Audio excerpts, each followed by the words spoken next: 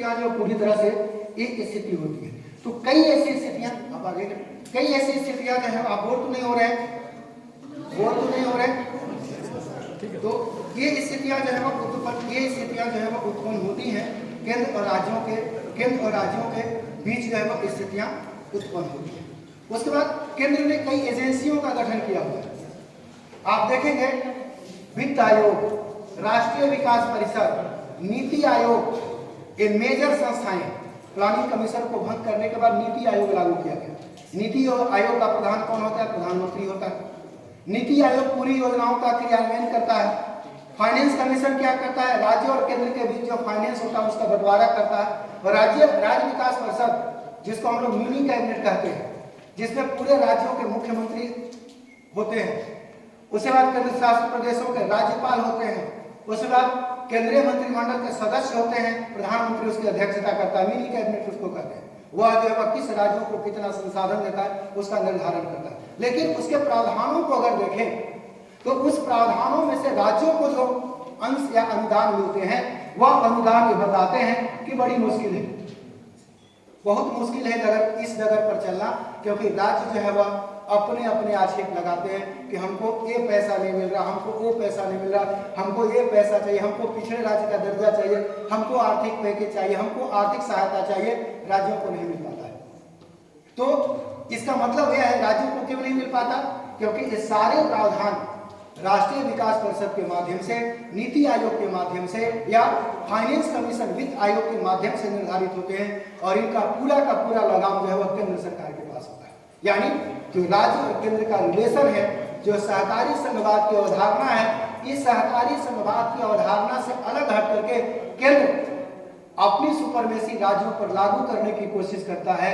और वैसे भी कहा जाता है कि घोड़ा तभी तक तुम्हारे काबू में रहेगा जब लगाम हाथ में। जैसे ही लगाम ढीला होगा घोड़ा इधर उधर चलेगा। तो घोड़े को अगर रास्ते पर लाना है और ये बताना है कि तुम्हारे ऊपर चाबुक है और तुमको नियंत्रित करने वाला कोई व्यक्ति है, तो इसीलिए वह लगाम को टाइट और ढीला करता है। तो इन संस्थाओं के माध्यम से केंद्र सरकार क्या करती है? राज्यों पर लगाम लगाने की कोशिश करती है। और यह लगाम इसलिए भी जरूरी है क्योंकि अभी आप सुन रहे होंगे रेवड़ी कल्चर चल रहा है। पूरे भारत में रेवड़ी कल्चर का बोलबाला चला हुआ है। काम नहीं करो लाभ मिलेगा। माफ करिएगा किसी को बुरा लग सकता है, लेकिन मैं अपनी बात रख रहा हूं, हो सकता है आप इत्तेफाक नहीं रखेंगे। रेवड़ी कल्चर क्या है? कभी आप सुने कि आपका जेब खाली हो और आप कर्जा लेकर किसी को पैसा दे? ऐसा करते हैं क्या? और अगर आप बार बार कर्जा लेंगे तो आपका सिविल स्कोर क्या हो जाएगा? जीरो हो जाएगा। बाद में बैंक कर्जा देने सबका मना कर देगा। रेवड़ी कल्चर ठीक इसी टाइप का है। मैक्सिमम राज्यों का बजट जो है वह घाटे में चल रहा है, मतलब उनका व्यय उनके आय से कहीं अधिक है, भारत का भी, भारत सरकार का भी। लेकिन राज्य क्या कर रहे हैं? राजनीतिक प्रतिबद्धता के कारण, अपने राजनीतिक लाभ के कारण भारतीय राजनीति का जिस तरह से ध्रुवीकरण कर रहे हैं, उस ध्रुवीकरण की आड़ में कोई मुफ्त में बिजली दे रहा है, कोई पानी दे रहा है, कोई राशन दे रहा है, कोई स्टाइपेंड दे रहा है, सारी योजनाएं चल रही। और उन सारी योजनाएं क्या है? बैठे बैठे बिना किसी परिश्रम के, इकोनॉमिक्स के अर्थों में जो इकोनॉमिक्स के प्रोफेसर होंगे वो जानते होंगे, उसकी क्या मार्जिनल यूटिलिटी जो है वो जीरो है। और जिस चीज की मार्जिनल यूटिलिटी जीरो होती है, यानी जिसकी प्रोडक्टिविटी नील होती है, वह राज्य पर बोझ होता है। और अगर राज्य पर बोझ हमेशा पड़ने लगे तो बोझ को कितना दिन ढोएंगे? आप बूढ़े अगर माँ बाप हो जाते हैं, लंबे समय तक जिंदा रहने लगते हैं और इनकम का साधन नहीं होता, तो आप उनके घर जन्म लिए हैं तो कुड़ते हैं कि अरे कितना दिन जिंदा रहेंगे। ये मानव स्वभाव है, ये मानव स्वभाव है। कुछ लोग व्यक्त कर देते हैं, कुछ लोग अंदर दबा जाते हैं, लेकिन ये भावना आती है, आती ही आती है, क्योंकि सब लोग श्रवण कुमार नहीं है, ये भावनाएं आती है। तो अगर माता पिता की सेवा के प्रति ये धारणा होती है, तो जो जिसका मार्जिनल यूटिलिटी जीरो है या जो गैर उत्पादक में है, जिसको मिलना कुछ नहीं है, खर्चे कर रहे हैं, वो बोझ है। और लगातार राज्य कर रहे हैं, लगातार लोन लेकर के कर रहे हैं। तो इस पर नियंत्रण आखिर कैसे लगेगा? ये फाइनेंशियल बैंकरप्सी का मामला है, मतलब वित्तीय अराजकता की स्थिति है, वित्तीय दिवालियापन की स्थिति है। अगर फाइनेंशियल स्थिति पर कंट्रोल न किया जाए तो वित्तीय अराजकता की स्थिति जो है वहां यहाँ पर उत्पन्न हो जाएगी। इसीलिए आप देखेंगे इस वित्तीय अराजकता को नियंत्रित करने का अधिकार भी केंद्र सरकार के पास, राज्यों के पास नहीं। जैसे जो कैग होता है, नियंत्रक और महालेखा परीक्षक जो होता है वह अखिल भारतीय स्तर का पदाधिकारी होता है और राज्य में उसकी संस्थाएं होती है। इसलिए फाइनेंशियल ऑडिट होता है सारे संस्थानों का, कि अगर पैसा आ रहा है तो फाइनेंशियल ऑडिट है, और उस फाइनेंशियल ऑडिट का छिद्रान्वेषण जो होता है वह कहाँ होता है, तो या तो विधानमंडल के पटल पर होगा या तो संसद के पटल पर होगा। विधानमंडल के पटल पर अगर पारित भी हो गया तो अंततः संसद जो है वह उसका मूल्यांकन करता है, यानी यहाँ भी करती है। लेकिन आड़ क्या है, तो आड़ क्या दिया जाता है कि भारत जो है वह क्या है, भारतीय संविधान जो है वो क्या है, उसमें एक नीति निर्देशक तत्व है, और उस नीति निर्देशक तत्व में डायरेक्टिव स्टेट ऑफ प्रिंसिपल में राज्यों का दायित्व करता है कि जो समाज में कमजोर वर्ग के लोगों या राज्य को लगता है या केंद्र को लगता है कि उनका उत्कर्ष होना चाहिए, उनका उन्नयन होना चाहिए, तो राज्य जो है वह उनकी सहायता कर सकता है। तो एक उदाहरण दिया जाता है डायरेक्टिव स्टेट ऑफ प्रिंसिपल का, यानी नीति निर्देशक तत्वों का हवाला देते हुए रेवड़ी कल्चर कोड चल रहा है। केंद्र भी इसमें आगे है, राज्य भी स्थिति आगे, और नतीजा क्या है कि हम सारे भारतीयों पर लगभग 1.5 लाख रुपए का बोझ है प्रति महीना। 1.5 लाख रुपए कर्ज में हम डूबे हुए। इतने भारत सरकार पर जो है वह बजटीय घाटा में भारत सरकार चल रही है, फाइनेंशियल स्थिति जो है वह खराब चल रही है। तो इसका भी प्रावधान जो है वह केंद्र राज्यों के बीच के संबंधों में, जो वित्तीय संबंध है, इस वित्तीय संबंधों में पूरा प्रावधान किया गया कि कौन सा टैक्स राज्य सरकार लागू कर सकती है, कौन सा टैक्स केंद्र सरकार लागू कर सकती है, और उस टैक्स से राशि जो मिलेगा उस राशि का वितरण कैसे किया जाए। जैसे मान लीजिए कहीं सेल टैक्स लगा हुआ है, कहीं इनकम टैक्स लगा हुआ है, कहीं बिक्री कर लगा हुआ, कहीं पोस्टल का टैक्स लगा हुआ, और हम सारे भारतीय अपनी पूरे इनकम का लगभग 64 या 65% कर के रूप में देते हैं, क्योंकि मुफ्त में हमको कुछ भी नहीं मिलता। सरकार भले मुफ्त में किसी को बांट रही हो, लेकिन आप पानी भी पीते हैं तो टैक्स। हम अभी बोल रहे हैं, आप साउंड सिस्टम लागू किए होंगे, बिजली पर टैक्स दे रहे होंगे, वो भी चल रहा है। आप बैठे हुए हैं, आप किसी इलेक्ट्रॉनिक गजट का यूज कर रहे हैं, किसी भी चीज का यूज कर रहे हैं, तो आप कहीं ना कहीं टैक्स दे रहे हैं। तो सारे टैक्स का जो आधार है फाइनेंशियल स्थिति में यहाँ जो है वह डिनोट किया गया। फाइनेंशियल स्थिति में जो है वह राज्यों और केंद्रों के बीच का बंटवारा स्पष्ट किया गया कि करों का निर्धारण किया। लेकिन इस कर में भी आप देखेंगे 2-3 कोष बनाए गए। जैसे एक बना अनुदान कोष, माने केंद्र राज्यों को कितना अनुदान दे सकते हैं। राज्य जितना अनुदान मांगे केंद्र उतना दे नहीं देगा, और राज्य हमेशा रोते रहते हैं और वित्त आयोग का हवाला देते हैं कि 14वें वित्त आयोग में ये कहा गया, 15वें वित्त आयोग में ये कहा गया, अभी 16वें वित्त आयोग का प्रावधान लागू करना है कि राज्यों को केंद्र को जितना राजस्व प्राप्त होगा उसमें 52.5% राज्यों को देगा। लेकिन केंद्र क्या करता है, राज्यों को पैसा नहीं देता, और इसी पैसा को मांगने के लिए हमारे वित्त मंत्री राधा कृष्ण किशोर केंद्र के पास गए, क्योंकि केंद्र बोल रहा है कि आपने तो योजना बांट दी, आप उसका यूटिलाइजेशन सर्टिफिकेट लाओ। राज्य सरकार यूटिलाइजेशन सर्टिफिकेट दे ही नहीं पा रही है, और जैसे ही यूटिलाइजेशन सर्टिफिकेट नहीं देगी, कैग ने उस पर क्या करेगा, रोक लगा दिया, और रोक लगा दिया तो अगला फंड रिलीज नहीं होगा, और मामला यही फंसा हुआ है। रिलीज न होने के पीछे रीजन क्या है कि राज्य सरकार जो यथोचित सर्टिफिकेट चाहिए वो सर्टिफिकेट केंद्र सरकार को अपने खर्चों का नहीं दिया हुआ। तेज से किया जाएगा वित्तीय संबंध को प्रभावित करना। उसके बाद आकस्मिकता निधि होती है। मान लीजिए अनुदान का जो कमेटी है या अनुदान का कोष है, उसमें आकस्मिक निधि है, पैसा कैसे खर्च है। मान लीजिए कहीं भूकंप आ गया, कहीं बाढ़ आ गया राज्य, तो कितनी राशि केंद्र राज्य को दे सकती है। राज्य बोलता है कि हमारा 1 लाख करोड़ का नुकसान हुआ, केंद्र बोलता है कि नहीं हम 10,000 करोड़ ही देंगे। तो ये 90,000 करोड़ का जो गैपिंग है, उस गैपिंग को कैसे भरा जाए। तो ये सारे प्रावधान जो वित्तीय जो संबंध है केंद्र और राज्यों के बीच, इस वित्तीय संबंधों के बीच में निराकरण किया जाएगा, लेकिन उस पर युक्त प्रतिबंध जो है वह केंद्र सरकार ने लगा करके रखा हुआ है।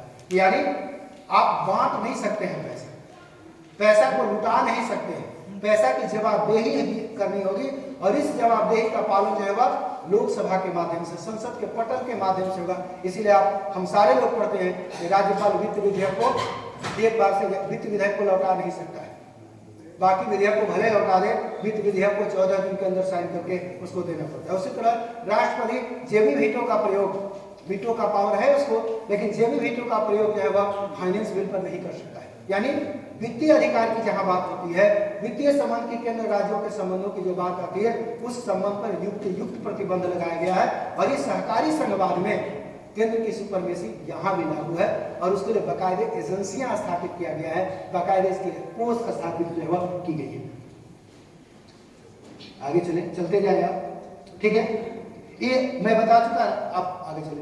राष्ट्रीय विकास परिषद की चर्चा हमने कर दी है, इसलिए इसका डिटेल नहीं करेंगे। अगर आपको चाहे तो आप प्रेजेंटेशन जो है वो ले सकते हैं, देख सकते हैं यहाँ पे। अब आप देखें कि ऐसा नहीं है कि केंद्र और राज्यों के बीच के जो संबंध है, इस संबंध को सुधारने का प्रयास नहीं किया गया। अब तो सब सुधारने का प्रयास किया गया। आगे चले आप। केंद्र और राज्यों के बीच के जो संबंध है, इस संबंध को सुधारने का प्रयास किया गया। समितियां हैं, नीति आयोग को कौन कौन से अध्यक्ष होते हैं, ये सारी स्थिति की गई। आगे चले आप, आगे चलते जाए। मैंने इसकी चर्चा कर दी है कि कैसे प्रावधान कैसे होगा, इतनी जटिलता में नहीं जा रहा हूं। आगे आगे अब आप देखेंगे कि केंद्र और राज्यों के संबंध जो है वह सुधारने के अक्सर प्रयास करते हैं और अक्सर टकराव की स्थिति होती है। जब भारत में दंगे नहीं हुए थे, जब भारत के विभाजन की प्रक्रिया शामिल नहीं किया गया था, तो जवाहरलाल नेहरू ने जो संघीय समिति के अध्यक्ष थे, उन्होंने कहा था कि केंद्र जो है वह मजबूत चाहिए और केंद्र जो है वह कमजोर चाहिए और राज्य मजबूत चाहिए। लेकिन जब दंगा होने लगा और पाकिस्तान की बात होने लगी, तब उनको लगा कि नहीं, राज्य जो है वह कमजोर भले हो जाए, केंद्र कमजोर नहीं होने चाहिए। और बाद में जब प्रस्ताव पारित किया गया तो केंद्र को जो है वह बहुत महत्वपूर्ण किया गया। लेकिन जब 1966 से पहले की स्थितियां, केंद्र में भी कांग्रेस की सरकार थी और राज्यों में भी कांग्रेस की सरकार थी, इससे तनाव की स्थिति कम थी क्योंकि केंद्र की सुपरमेसी थी और जवाहरलाल नेहरू की बातें सारे लोग मानते थे, राष्ट्रपति को भी विवश होना पड़ता था।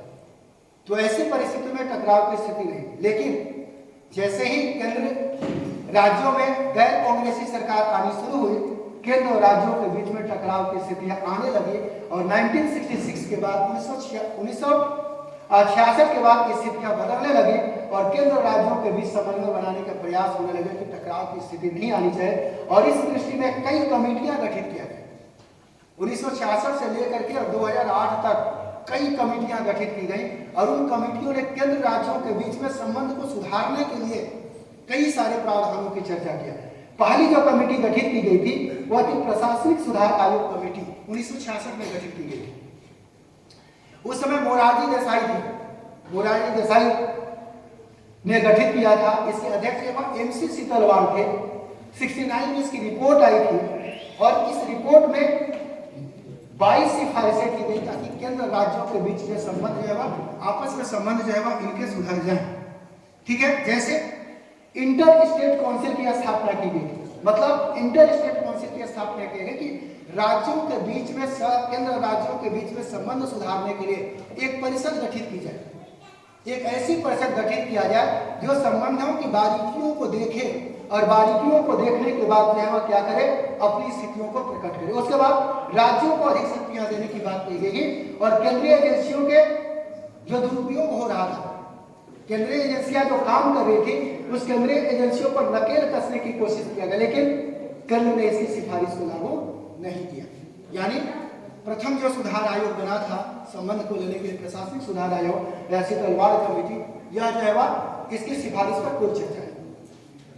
बात आगे बढ़ी, दक्षिण भारत में गैर कांग्रेसी सरकार आई। इसने क्या किया कि केंद्र सरकार से पूछे बगैर डीएमके की सरकार ने क्या किया, एक तमिलनाडु समिति गठित कर दी। पीवी राजमन्नार जो है इसके अध्यक्ष थे। 1971 में रिपोर्ट आई और इस रिपोर्ट में आप देखें कि इसकी सिफारिशें क्या है।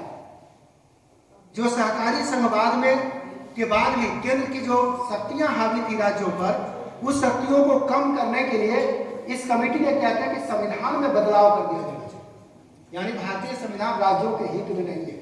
उसके बाद केंद्र की दखलंदाजी नहीं होनी चाहिए। वित्त आयोग की भूमिका पर ही प्रश्न खड़ा कर दिया। नीति आयोग का गठन, उस समय प्लानिंग कमीशन था, नीति आयोग के गठन की बात कही थी और अखिल भारतीय सेवाओं पर राज्यों के नियंत्रण की बात कही थी। ये जो मूल बिंदु थे यहाँ पे किया। उसके बाद भी इसकी भी सिफारिशें लागू नहीं किया गया। केंद्र ने जो तमिलनाडु समिति थी, राजमन्नार समिति थी, राजमन्नार समिति की रिपोर्ट को भी इसने लागू नहीं किया। उसके बाद पंजाब में अकाली दल की सरकार आ गई और कांग्रेस और अकाली दल जो आपस में गुत्थम गुत्थी होने लगे। नतीजा ये हुआ कि भिंडरावाले की आक्रामक नीति कायम हुई और बाद में यही नीतियां इंदिरा गांधी की हत्या के लिए कारक भी बनी थी। भिंडरावाले का जो प्रकरण था, ऑपरेशन ब्लू स्टार जो चला स्वर्ण मंदिर में, इसी भिंडरावाले प्रकरण पंजाब रेगुलेशन से ही इसका जन्म हुआ था, क्योंकि केंद्र राज्यों के सह संबंध यहाँ गड़बड़ाए थे और राष्ट्रपति शासन पंजाब में लागू किया गया था। और उसके बाद इसने क्या किया था, केंद्र की भूमिका को सीमित करने की बात कही थी और रक्षा, विदेश, संचार, ऊर्जा के क्षेत्र तक ही केंद्र की भूमिका हो और राज्यों को स्वायत्तता देने की बात कही गई थी पंजाब रेगुलेशन के माध्यम से, यानी राज्य सरकार को अधिक महत्व देने की बात कही गई ताकि सहकारी संघवाद की अवधारणा जो है वह लागू हो। बाद में संबंध सुधरा 83, लेकिन वह संबंध में इंदिरा गांधी की बलि चढ़ गई थी। 84 में इंदिरा गांधी की हत्या हुई थी। ये केंद्र राज्य संबंधों का ही मेन रीजन था। केंद्र राज्य संबंधों के कारण ही ऐसा होता, उसके गहराई में यही प्रकरण था, भिंडरावाले का प्रकरण था। उसके बाद इंदिरा गांधी ने यह संबंध सुधारने के बाद सरकारी आयोग का गठन किया था। बहुत बड़ा आयोग है, अक्सर आप पढ़ेंगे सरकारी आयोग, जो पॉलिटिकल साइंस पढ़े होंगे वो जानते होंगे कि 3 सदस्यीय कमेटी गठित की गई। जस्टिस रंजीत सिंह सरकारिया इसके अध्यक्ष थे, शिवरामन और डॉक्टर ए साध सिंह जो है इसके मेंबर थे। लेकिन राजीव गांधी की सरकार में इसकी रिपोर्टें आई थी और 247 सिफारिशें आई थी और 180 सिफारिशों को लागू किया गया था। इसमें आप देखेंगे केंद्र राज्य संबंध को संवैधानिक प्रावधानों में कोई बदलाव नहीं, यानी संविधान, भारतीय संविधान में केंद्र राज्य संबंधों के लिए जो प्रावधान किए गए हैं उस प्रावधानों को बदलने की कोई जरूरत नहीं। यानी अगर केंद्र राज्य संबंधों, केंद्र और राज्य के बीच संबंध सुधारना है, संबंध को मजबूत करना है, तो संविधान में जो वर्णित बातें हैं उसी प्रावधानों के अनुकूल होना चाहिए। और इसलिए भी अनुकूल होना चाहिए क्योंकि सुप्रीम कोर्ट ने कई मौके पर अपनी गाइडलाइन दिया है और उस गाइडलाइन में उसने बताया है कि संघ जो है वह सहकारी संघवाद भारतीय संविधान का महत्वपूर्ण लक्षण है, यानी भारतीय संविधान का आधारभूत लक्षण है। ठीक उसी तरह से आधारभूत लक्षण है जैसे मौलिक अधिकार है या संविधान की प्रस्तावना है, इसलिए उसमें किसी भी तरह का छेड़छाड़ नहीं हो सकता है। यानी जिस संस्था पर संविधान के अभिरक्षण की जवाबदेही है वह संस्था ने या उस संस्था की खंडपीठ ने यह निर्णय दे दिया कि संघवाद भारतीय संविधान का मौलिक लक्षण है, उसमें कोई भी परिवर्तन नहीं किया जा सकता है। तो जब मौलिक लक्षण है, कोई परिवर्तन नहीं किया जा सकता है, तो इसीलिए सरकारी आयोग ने बताया कि संवैधानिक प्रावधानों के अनुसार ही केंद्र राज्यों के संबंधों को सुधार किया जाना चाहिए। राज्यों के कार्यकाल पर अंतर, अखिल भारतीय सेवा पर कराधान की शक्ति बहुत बड़ा था। एनडीसी को लेकर के, क्षेत्रीय परिषद को लेकर के जितने भी तनाव के बिंदु थे, जिनकी चर्चा मैंने ऊपर में किया कि सहकारी संघवाद को किन किन बातों से चुनौतियां मिल रही थी, क्यों सहकारी संघवाद कमजोर हो रहा था और राज्य क्यों अपनी बातों को रख रहे थे, ये जो तनाव के बिंदु थे, इस तनाव के बिंदु को कम करने के लिए सरकारी आयोग ने कई बिंदुओं पर चर्चा किया था और कई बिंदुओं पर, इसमें एक महत्वपूर्ण बिंदु देखिएगा, राज्यपाल एक प्रतिष्ठित व्यक्ति होना चाहिए, उसे राज्य के बाहर का व्यक्ति होना चाहिए, अपनी नियुक्ति आदि से पहले कम से कम कुछ समय के लिए सक्रिय राजनीति में भाग नहीं लिया हो। क्या गैर राजनीतिक व्यक्ति राज्यपाल बनता है? रघुवर दास मुख्यमंत्री रहा हुआ व्यक्ति, हमारे माननीय राज्यपाल केंद्र सरकार के मंत्री रहे हुए व्यक्ति, बता दीजिए कोई ऐसा व्यक्ति जो गैर राजनीतिक हो? शायद नहीं, बहुत कम लोग हैं, कुछ लोग हैं, ऐसा नहीं कर सकते, लेकिन बहुत कम लोग हैं, बहुत कम है। राजनीतिक अनुभव चाहिए उन्हें, और राजनीतिक अनुभव क्यों चाहिए? क्योंकि राज्यपाल की योग्यता का निर्धारण जहां हुआ उसमें साफ लिखा है संविधान संसद का सदस्य होना चाहिए, और संसद का सदस्य गैर राजनीतिक व्यक्ति कैसे हो सकता है? राज्यपाल संसद का, राज्य विधानसभा का या राजनीतिक मामलों का दक्षता अगर उसके अंदर होनी चाहिए तो गैर राजनीतिक व्यक्ति कैसे हो सकता है? सब कुछ तो प्रभात कुमार नहीं हो सकता है। लंबे समय तक झारखंड में रखा गया, प्रशासनिक सेवा के अधिकारियों को बनाया गया था राज्यपाल, लेकिन राजनीतिक व्यक्तियों को बनाने की परंपरा इधर चली आ रही है। तो ये सरकारी आयोग है। उसके बाद राज्यपाल मंत्रिमंडल को तब तक बर्खास्त नहीं कर सकता जब तक उसके पास विधानसभा में बहुमत न हो, यानी अल्पमत हो तभी बात कर सकता है। तो ये बताइए कि बाबरी मस्जिद के विध्वंस में कई सरकारों को बर्खास्त किया गया, क्या गलतियां थी? क्या गलतियां थी? या 69 में 9 सरकारों को इंदिरा गांधी ने बर्खास्त कर दिया था, क्या गलतियां थी? या जनता पार्टी की सरकार आई तो जनता पार्टी की सरकार ने 1974 में 8 राज्यों के सरकारों को बर्खास्त कर दिया था, क्या गलतियां थी? यानी राजनीतिक टूल्स के तौर पर जो यूज किया जाता है राष्ट्रपति शासन, उस चीजों को यूज नहीं किया जाए, इसकी बातों को करता है।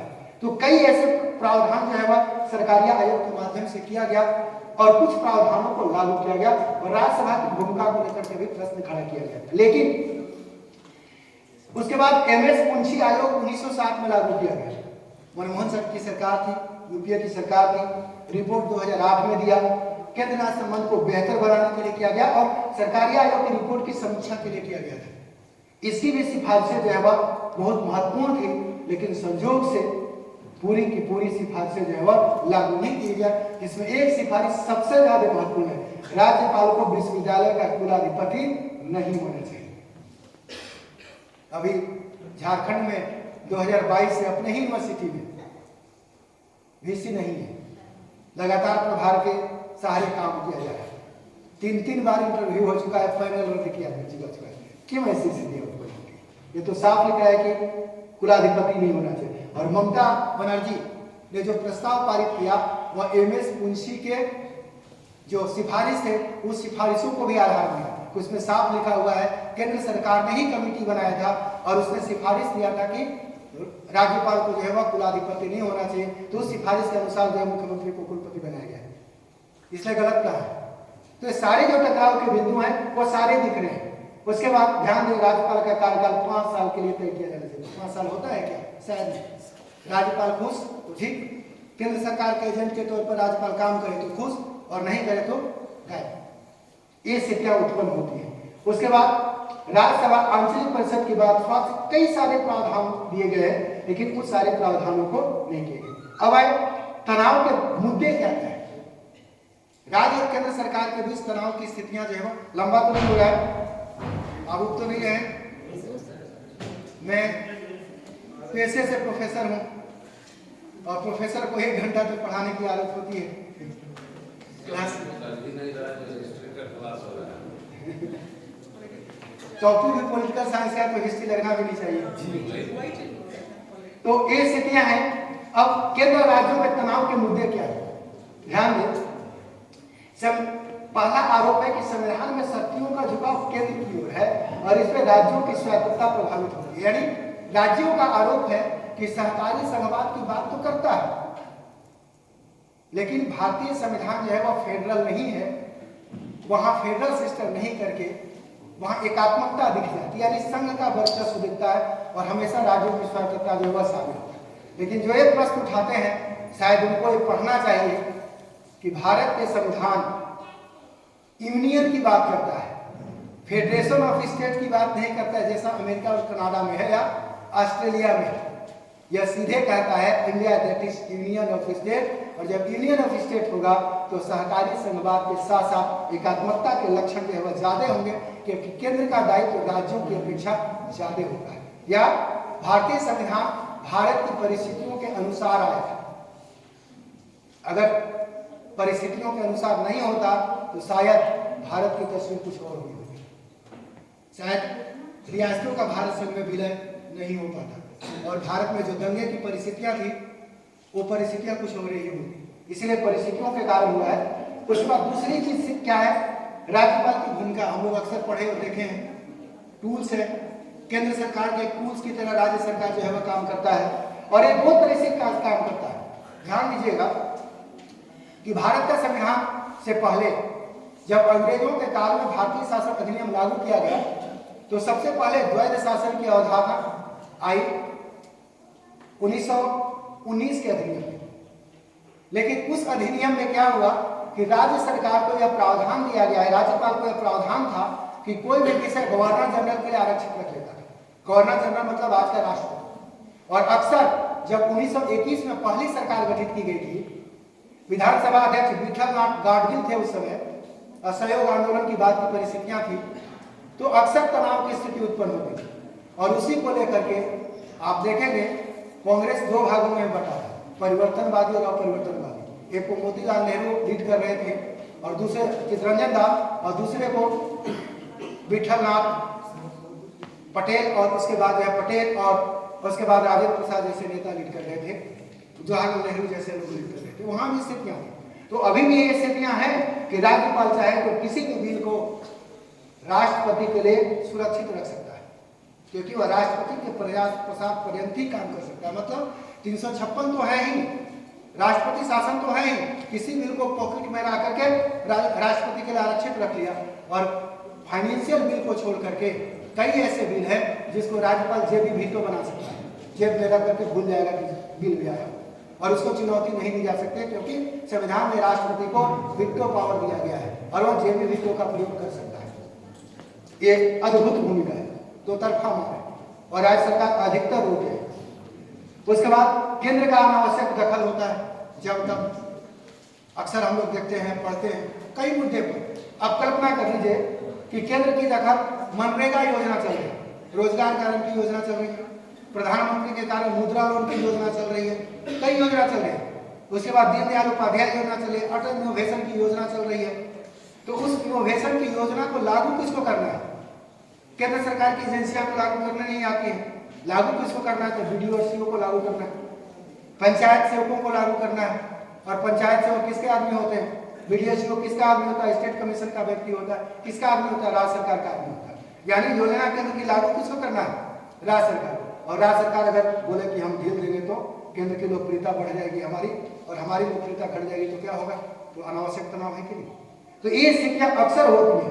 तो इसमें क्या है? केंद्र और राज्य अक्सर टकराते हैं, अक्सर टकराते हैं, और इनके अपने इंटरेस्ट होते हैं। ये इंटरेस्ट क्या होते हैं? भारत संघ को कमजोर करते हैं, क्योंकि पॉलिटिकल इंटरेस्ट इसमें ज्यादा दिखता है, संवैधानिक इंटरेस्ट इसमें कम दिखता है। क्योंकि राज्य सरकारें भूल जाते हैं कोई पार्टी की आदमी नहीं है, किसी दल विशेष की आदमी है। केंद्र सरकार भी भूल जाता है किसी पार्टी की सरकार नहीं, भारत की सरकार है, किसी राज्य की सरकार है, किसी राजनीतिक दल की सरकार नहीं है, भारत की सरकार है। ये चीजें हो जाती है। उसके बाद केंद्र द्वारा भेदभाव की स्थिति अक्सर होती है। ये हम लोग अक्सर देखते हैं कि भेदभाव की स्थितियां होती है। आर्थिक सहायता अनुदान में अक्सर होता है, समय पर अनुदान नहीं मिलता है, समय पर सहायता नहीं मिलती है, राजनीतिक और दलीय स्थिति होती है, फलतः तनाव की स्थितियां जो है आती है। यानी राजस्व के बंटवारा से लेकर के, राजस्व की प्राप्तियों को लेकर के, उसके बाद अनुदान को लेकर के, सहायता को लेकर के अक्सर ये स्थितियां जो है वह उत्पन्न होती हैं, और इन स्थितियों के कारण ये स्थितियां और बिगड़ जाती है।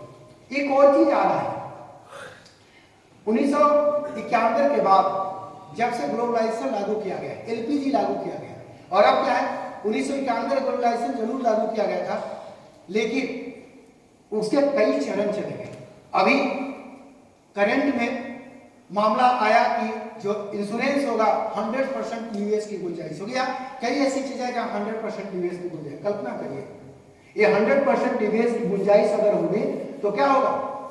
केंद्र का प्रभुत्व राज्य पर स्थापित होगा। कई ऐसे आर्थिक मुद्दे हैं जहां से राज्य इनकम जनरेट कर सकता है, वह केंद्र सरकार के जेब में चला जाएगा।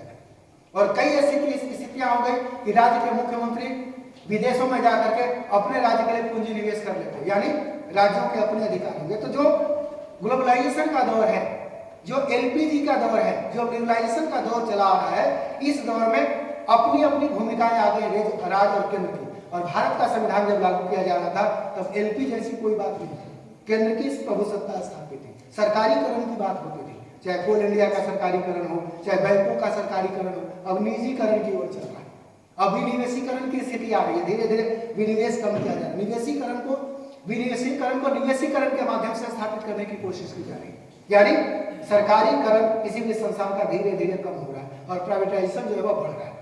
तो ऐसी स्थिति में क्या है, इनकम के स्रोत भी प्रभावित होंगे, और जब इनकम के स्रोत प्रभावित होंगे तो उनकी प्रतिबद्धता, राज्य और केंद्र सरकार की जो प्रतिबद्धता होगी, जो फाइनेंशियल जो बैलेंसिंग पावर होगा, वो फाइनेंशियल बैलेंसिंग पावर कहीं ना कहीं क्या होगा, अनबैलेंस होगा। और जब अनबैलेंस होगा तो स्थितियां गड़बड़ होंगी और टकरा की स्थितियों को जन्म देगी, ये स्थितियां जो है उत्पन्न होगी।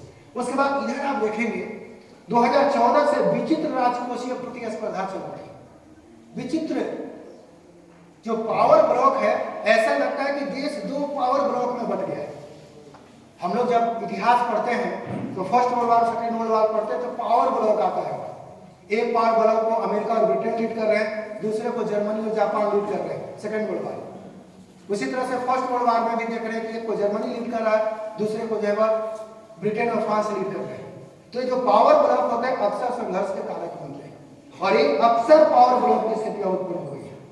और ये पावर ब्लॉक के माध्यम से एक इंडिया गठबंधन, दूसरा एनडीए गठबंधन, जिसको इंडी गठबंधन, स्थिति है कि इंडिया कहना जो है गुरेज हो गया, उसका नाम इंडी कर दिया गया और उसी इंडिया से लगा कि भारत को प्रचारित करो, भारत बोलो इंडिया बोलो। ये राजनीतिक प्रतिबद्धता के कारण था और इस प्रतिबद्धता के आड़ में क्या था, ये राजकोषीय प्रतिस्पर्धा, जहां सहकारी संघात की अवधारणा थी, आपस में मिलकर रहने की बात थी, वह रहने की बात जो है वो एक प्रतिस्पर्धा में हो गई, रेवेलरी हो गई। वह प्रतियोगिता नहीं है, रेवेलरी है, प्रतिद्वंदिता है कि हम श्रेष्ठ, तुम श्रेष्ठ। इस श्रेष्ठता के आड़ में कहीं न कहीं स्थिति आ जाती है। आप देखेंगे अब इसमें क्या है, अब यह संसाधनों के बंटवारे बहुत मुश्किल हो जाते हैं क्योंकि भारत के सारे राज्यों की विकासीय स्थिति समान नहीं है। केरल की जनसंख्या कम है, केरल का विकास दर ज्यादा है, लेकिन आर्थिक संसाधन में केरल का हिस्सा कम है। जो राज्य बड़े होंगे, जिनका क्षेत्रफल बड़ा होगा, उनका योगदान ज्यादा होगा, जिनका क्षेत्रफल कम होगा उनका योगदान कम होगा। तो संसाधनों का बंटवारा बराबर केंद्र राज्यों में कैसे हो सकता है, शायद नहीं। और फाइनेंस कमीशन कहता है कितना परसेंट केंद्र राज्य को देगा, वो बंटवारा नहीं करता है कि 1 टीयर 2 टीयर 3 टीयर या 4 टीयर में राज्यों को किया जाए। तो जहां टीयर सिस्टम नहीं हो वह निश्चित है कि फाइनेंशियल गुंजाइश अधिक हो जाती है और किसी राज्य को कम और किसी राज्य को अधिक हो जाएगा। आप देखिए 20, 22, 23, 24 में 16 राज्य, ये 3 राज्यों को सबसे ज्यादा संसाधन मिला, उत्तर प्रदेश, महाराष्ट्र, गुजरात। क्यों? इसलिए नहीं कि इनका डेवलप करना है, इसलिए दिया गया कि गुजरात मुख्य प्रधानमंत्री और गृह मंत्री का राज्य है, इसलिए चाहिए भाई अपना घर कैसे भूखा रहे। उसके बाद महाराष्ट्र में चुनाव होना था और उत्तर प्रदेश में चुनाव होना था और कहा जाता है कि भारत की राजनीति या दिल्ली की सत्ता यूपी से होकर के गुजरती है, यानी यूपी के सत्ता पर जिसका नियंत्रण होगा वही दिल्ली की सत्ता पर राज करेगा, क्योंकि 82 सांसद है, बड़ा सांसदों का समूह। ये 400 का पार इसलिए नहीं हुआ क्योंकि यूपी ने धोखा दे दिया, तो 240 पर मामला सीमित करके रहा। तो एक राजनीतिक प्रतिबद्धता के कारण ये आर्थिक जरूरतों को जो पूरी किया जाए, एक विचित्र प्रतिस्पर्धा की स्थिति आ जाएगी और एक असंतुलन के कारण राज्यों की वित्तीय स्वायत्तता जो खतरे में पड़ जाती है। ये स्थितियां उसके बाद राष्ट्रीय पेंशन योजना बहुत मामला है। जब एनपीएस लागू किया गया था, कुछ राज्यों ने बोला कि हम पेंशन स्कीम लागू करेंगे। याद होगा आप लोगों को, हम लोग भी खतरे में थे कि 2004 के बाद हमारी मृत्यु हुई है तो हम एनपीएस में आ रहे थे, न्यू पेंशन स्कीम में आते, हमको पेंशन नहीं मिलता। लेकिन बाद में कुछ राज्यों ने, जिसमें झारखंड भी शामिल है, कर्नाटक शामिल है, इन राज्यों ने क्या बोला कि हम अपनी वित्तीय स्वायत्तता लागू करेंगे और अपने कर्मचारियों को पेंशन देंगे। तो राज्य सरकार के जो कर्मी है 2004 के बाद वो एनपीएस में है और केंद्र सरकार जो कर्मचारी वो एनपीएस में है और राज्य सरकार के कर्मचारी जो है कई राज्यों में ओल्ड पेंशन स्कीम, यानी हम लोग को पेंशन मिलेगा। तो जो पेंशन की प्रतिबद्धता है ये भी वित्तीय अराजकता की स्थिति को उत्पन्न करती है। तो कई ऐसी स्थितियां होती है केंद्र राज्य समूह। तो प्रश्न उठता है कि ये कैसे सशक्त किया जाएगा। तो देखिए, जो आयोगों के माध्यम से प्रावधान किया गया है उस प्रावधानों पर अमल किया जाए। नंबर 1, राज्य और केंद्र एक दूसरे के प्रतिस्पर्धी नहीं है, उनमें सहयोग की भावना होनी चाहिए, सहकारी सहयोग की भावना होनी चाहिए, प्रतिस्पर्धा की भाव नहीं होनी चाहिए, आपस में संवाद बनाना चाहिए और करना चाहिए कि देश को मजबूत करना है, देश के लोगों को मजबूत करना है, देश की जरूरतों के हिसाब से काम करना है, देश की सामाजिक व्यवस्था और आर्थिक व्यवस्था को मजबूत करना है, किसी पार्टी को मजबूत नहीं करना है। लेकिन भारतीय लोकतंत्र में पार्टियां जो है वह देश से ज्यादा महत्वपूर्ण हो जाती है। राजनीतिक प्रतिबद्धता जो है देश की प्रतिबद्धता से कहीं महत्वपूर्ण हो जाता है। तो जहां राजनीतिक प्रतिबद्धता महत्वपूर्ण हो जाता है देश की प्रतिबद्धता के माध्यम से, वहां स्थितियां कमजोर हो ही जाती है। तो इस प्रतिबद्धता को भूलना होगा और देश की प्रतिबद्धता के प्रति राज्यों को और केंद्र को दोनों को विचार करना होगा, राजनीतिक प्रतिबद्धता से ऊपर उठेंगे। उसके बाद सबकी भूमिका स्पष्ट होनी चाहिए कि केंद्र की भूमिका कहाँ है, राज्य की भूमिका है। अगर केंद्र राज्य अपनी भूमिका का निर्वहन नहीं करेंगे तो स्थितियां जो है वह विकट हो जाएंगी। इसीलिए एक आर्थिक माहौल की चर्चा जो है वह की जानी चाहिए, एक आर्थिक माहौल की चर्चा जो है वह की जानी चाहिए। आपस में सामंजस्य संबंध बनाने की कोशिश करना चाहिए, सहयोगात्मक बात करने की कोशिश करना चाहिए, क्योंकि हमारा संविधान न तो संसद की प्रभुत्व संपन्नता मानता है, न तो विधानमंडल की, और संविधान की सब प्रभुता मानता है, और उसकी संरक्षण का दायित्व जो है वह संरक्षण का दायित्व जो है वह सुप्रीम कोर्ट पर निर्भर है। तो इस तरह से संविधान में जो वर्णित प्रावधान है, उस वर्णित प्रावधानों को मानेंगे तभी केंद्र और राज्यों के बीच के संबंध जो है वह सुधर सकते हैं। राजनीतिक प्रतिबद्धता से उठ करके देशीय प्रतिबद्धता की चर्चा करनी होगी, सहयोग की बात करनी होगी, टकराव की बात नहीं करनी होगी, आपस में मेल मिलाप की बात करनी होगी, राज्यों की भी सुननी होगी और केंद्र की भी सुननी होगी, और कॉमन जरूरतों का पालन करना होगा, और ये नहीं देखना कि हमको किस पार्टी को कमजोर करना है और किस पार्टी को मजबूत करना है। अगर ये स्थितियां कायम होंगी तभी हमारे सहकारी संघवाद की अवधारणा कायम होगी, और केंद्र और राज्यों के बीच के जो संबंध है उस संबंध को हम सही तरीके से कायम कर सकते हैं, सही तरीके से उसको जो है हम लोग लागू कर सकते हैं। बस यही तक, आगे भी है।